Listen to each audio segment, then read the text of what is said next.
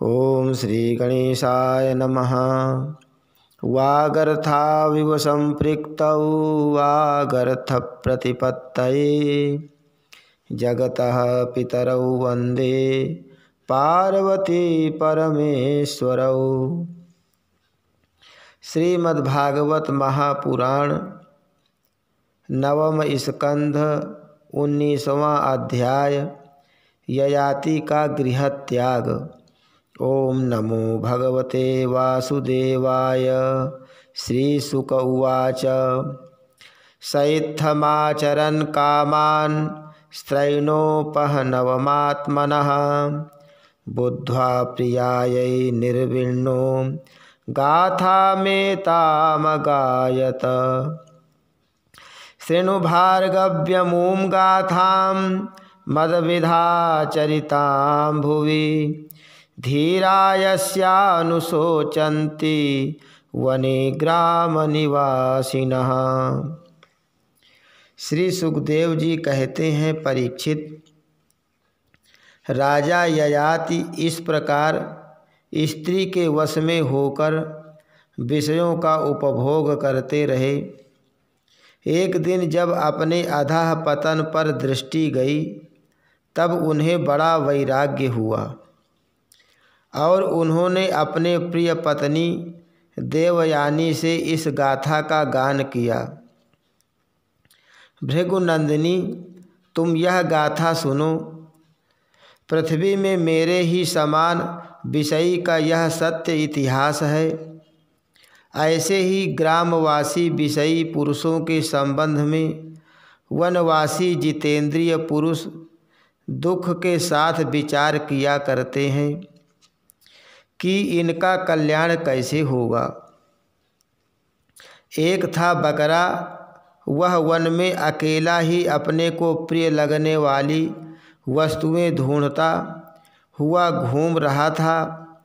उसने देखा कि अपने कर्मवश एक बकरी कुएं में गिर पड़ी है।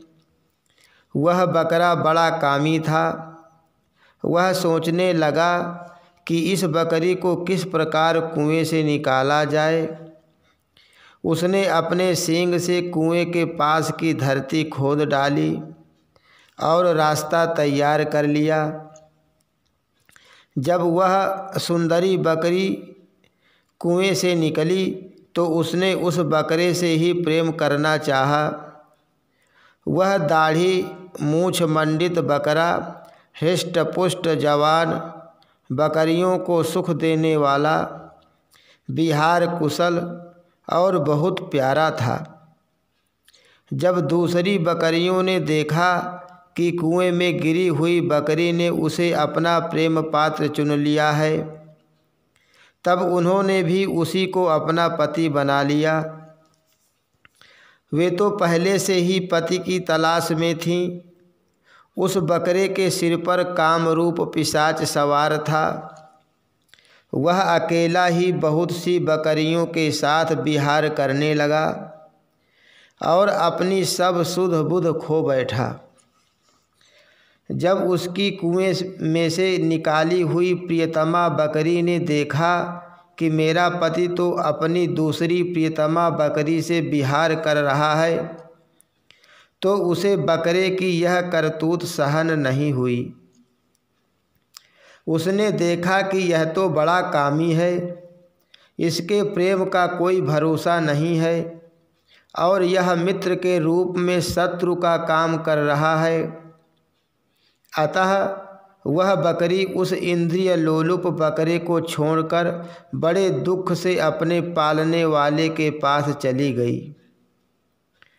वह दीन कामी बकरा उसे मनाने के लिए में करता हुआ उसके पीछे पीछे चला, परंतु उसे मार्ग में मना नहीं सका। उस बकरी का स्वामी एक ब्राह्मण था। उसने क्रोध में आकर बकरे के लटकते हुए अंडकोश को काट दिया, परंतु फिर उस बकरी का ही भला करने के लिए फिर से उसे जोड़ भी दिया। उसे इस प्रकार के बहुत से उपाय मालूम थे। प्रिय, इस प्रकार अंडकोश जुड़ जाने पर वह बकरा फिर कुएं से निकली हुई बकरी के साथ बहुत दिनों तक विषय भोग करता रहा, परंतु आज तक उसे संतोष नहीं हुआ। हे सुंदरी, मेरी भी यही दशा है। तुम्हारे प्रेम पास में बंधकर मैं भी अत्यंत दीन हो गया। तुम्हारी माया से मोहित होकर मैं अपने आप को भी भूल गया हूँ। हे प्रिय, पृथ्वी में जितने भी धान्य, चावल, जौ आदि सुवर्ण, पशु और स्त्रियां हैं, वे सब के सब मिलकर भी उस पुरुष के मन को संतुष्ट नहीं कर सकते जो कामनाओं के प्रहार से जर्जर हो रहा है।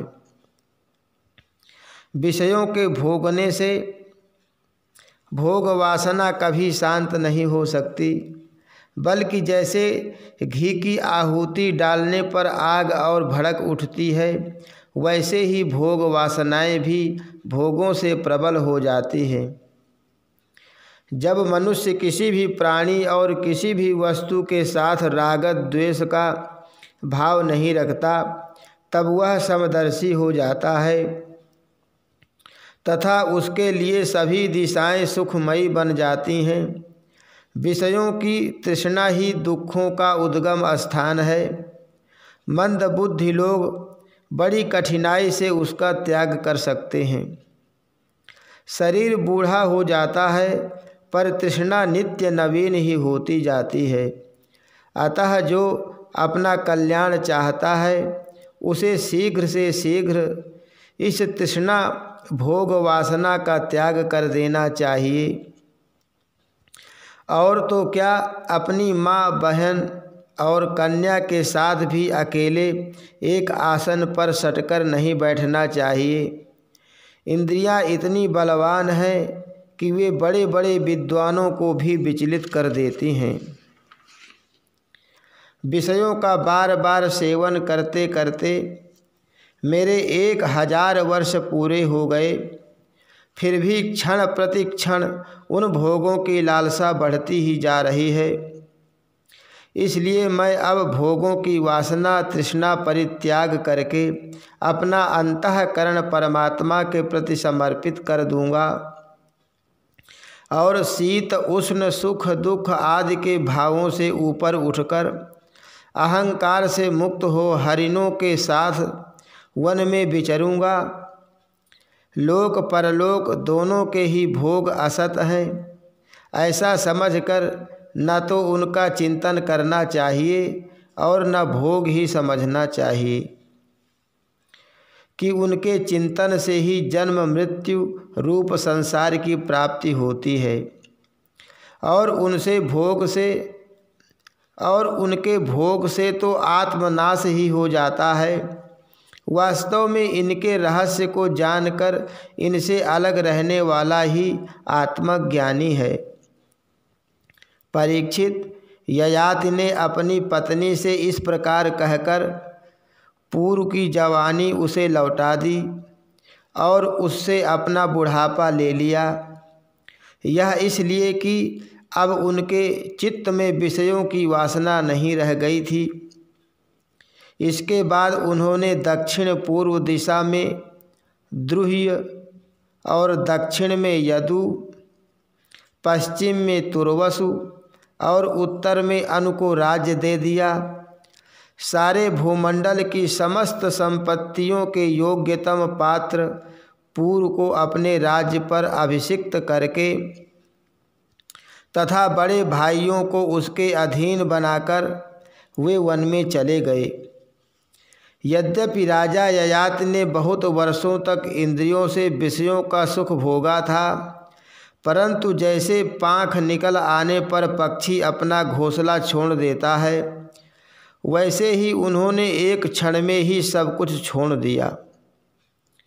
वन में जाकर राजा ययाति ने समस्त आसक्तियों से छुट्टी पाली। आत्म साक्षात्कार के द्वारा उनका त्रिगुणमय लिंग शरीर नष्ट हो गया। उन्होंने माया मल से रहित परब्रह्म परमात्मा वासुदेव में मिलकर वह भागवती गति प्राप्त की जो बड़े बड़े भगवान के प्रेमी संतों को प्राप्त होती है। जब देवयानी ने वह गाथा सुनी तो उसने समझा कि ये मुझे निवृत्ति मार्ग के लिए प्रोत्साहित कर रहे हैं, क्योंकि स्त्री पुरुष में परस्पर प्रेम के कारण विरह होने पर विकलता होती है। यह सोचकर ही इन्होंने यह बात हंसी हंसी में कही है। स्वजन संबंधियों का जो ईश्वर के अधीन है, एक स्थान पर इकट्ठा हो जाना वैसा ही है जैसा प्याऊ पर पथिकों का। यह सब भगवान की माया का खेल और स्वप्न के सरीखा ही है। ऐसा समझकर देवयानी ने सब पदार्थों की आसक्ति त्याग दी और अपने मन को भगवान श्री कृष्ण में तन्मय करके बंधन के हेतु लिंग शरीर का परित्याग कर दिया। वह भगवान को प्राप्त हो गई। उसने भगवान को नमस्कार करके कहा, समस्त जगत के रचयिता, सर्वांतरयामी, सबके आश्रय स्वरूप सर्वशक्तिमान भगवान वासुदेव को नमस्कार है। जो परम शांत और अनंत तत्व है उसे मैं नमस्कार करती हूँ। हरि शरणम। श्री कृष्णार्पणमस्तु।